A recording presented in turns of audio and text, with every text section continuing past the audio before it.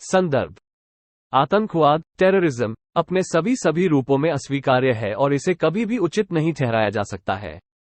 आज हर भूभाग के सभी राज्य आतंकवाद के प्रति संवेदनशील हैं और यह खतरा वैश्विक चिंता का विषय बन गया है। भारत अपनी स्वतंत्रता के बाद से ही देश के विभिन्न हिस्सों में उग्रवाद, इंसर्जेंसी और आतंकवाद की समस्या का सामना कर रहा है।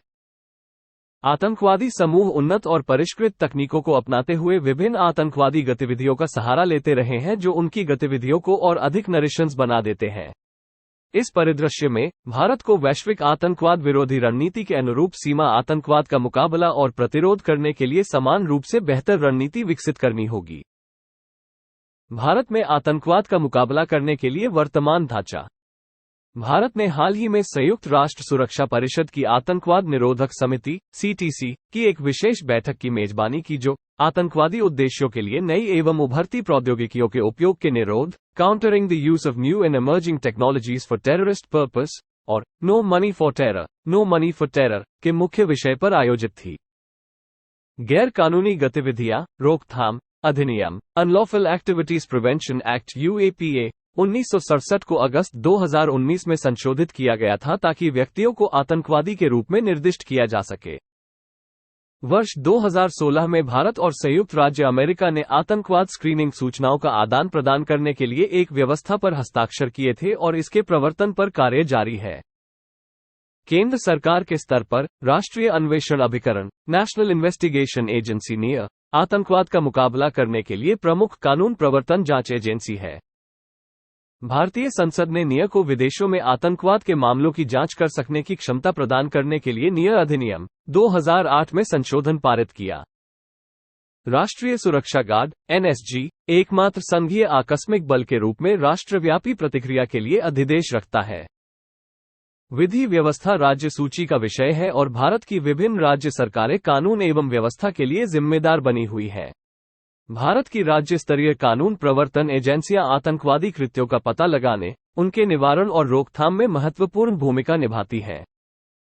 त्वरित प्रथम प्रतिक्रिया के लिए वर्ष 2008 के बाद राज्य आतंकवाद विरोधी दस्ते स्टेट एंटी टेररिज्म स्क्वाड्स बनाए गए थे।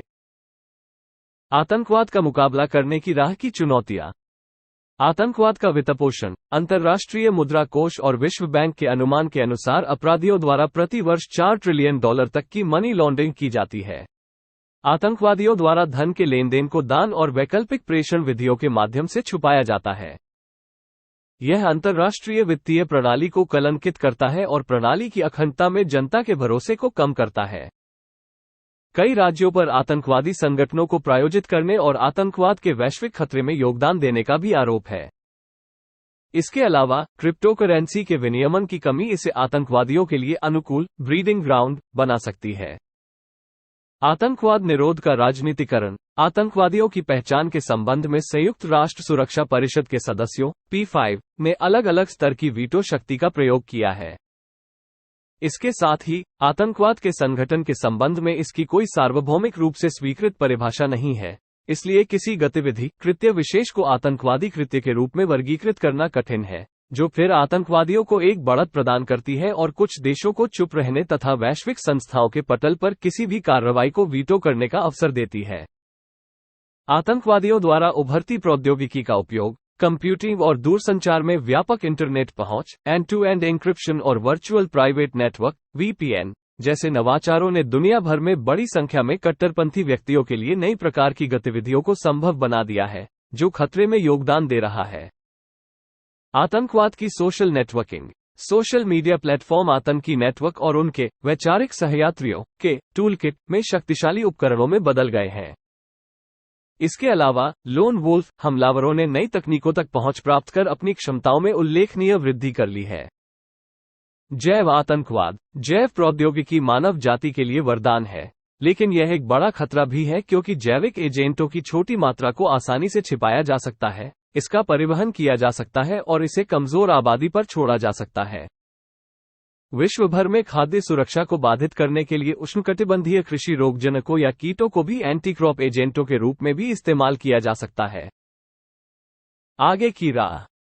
आतंकवाद विरोधी एजेंडे को पुनः सक्रिय करना। एकजुटता की आवश्यकता पर बल देकर और आतंकवादियों की पहचान के संबंध में P5 की वीटो शक्ति को नियंत्रित करके आतंकवाद के वैश्विक एजेंडे को पुनः सक्रिय करना आवश्यक है। आतंकवाद की एक सार्वभौमिक परिभाषा को अपनाना। आतंकवाद की एक सार्वभौमिक परिभाषा आवश्यक है ताकि संयुक्त राष्ट्र महासभा UNRWA के सभी सदस्य इसे अपने स्वयं के आपराधिक कानूनों में शामिल कर सकें, आतंकवादी समूहों पर प्रतिबंध लगा सकें, विशेष कानूनों के तहत आतंकवादियों पर मुकदमा चला सकें और सीमा पार आतंकवाद को दुनिया भर में एक प्रत्यर्पणीय अपराध बना सकें। भारत ने वर्ष 1986 में संयुक्त राष्ट्र में अंतर्राष्ट्रीय आतंकवाद पर व्यापक सम्मेलन CCIT पर एक मसौदा दस्तावेज का प्रस्ताव रखा था। हालांकि इसे अभी UNRWA द्वारा स्वीकार किया जाना शेष है। युवाओं को आतंकवाद के चंगुल से बचाना। शैक्षिकी प्रतिष्ठान अहिंसा, शांतिपूर्ण सह अस्तित्व और सहिष्णुता को बढ़ावा देने में महत्वपूर्ण भूमिका निभाते हैं। इसके साथ ही आर्थिक और सामाजिक असमानताओं से निपटने के लिए नीतियों के निर्माण से असंतुष्ट युवाओं को आतंकवाद की ओर आकर्षित होने से रोकने में मदद मिलेगी। न्याय की क्षमता का विस्तार। घुसपैठ को रोकने के लिए खुफिया एजेंसियों एवं सुरक्षा एजेंसियों के बीच समन्वय सुनिश्चित करने के साथ ही सीमा पार आतंकवाद से निपटने के लिए भारतीय सैन्य बल को विशेष रूप से प्रशिक्षित किया जाना चाहिए। इसके अतिरिक्त स्पीडी ट्रायल के लिए भारत को अपनी राष्ट्रीय आपराधिक न्याय प्रणाली को अधिक सक्षम करने तथा आतंकवाद के विरुद्ध सख्त कानूनी प्रोटोकॉल लागू करने की भी आवश्यकता है। आतंक वित्तपोषण पर अंकुश लगाना। कठोर कानूनों का निर्माण किया जाना चाहिए जहां बैंकों के लिए ग्राहकों के बारे में उचित रूप से विचार करने और संदिग्ध लेनदेन की रिपोर्ट करने की आवश्यकता हो ताकि आतंक वित्तपोषण पर नियंत्रण स्थापित हो सके।